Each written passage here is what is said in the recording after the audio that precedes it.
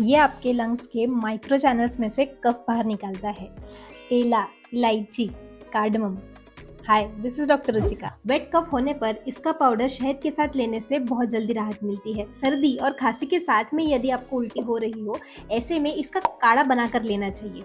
वही यदि एसिडिटी के कारण आपको उल्टी हो रही हो, ऐसे में इसको नॉर्मल वाटर में भिगा कर रखें और वो पानी लेना चाहिए। मज्जा धातु क्षयजन्य वात प्रकोप और उसके कारण यदि हेडेक हो रहा हो, ऐसे में इसको दूध, शक्कर और घी के साथ जरूर लेना चाहिए। वीडियो अच्छा लगा हो तो लाइक, शेयर एंड फॉलो जरूर कीजिए इनसाइट्स ऑफ आयुर्वेदा।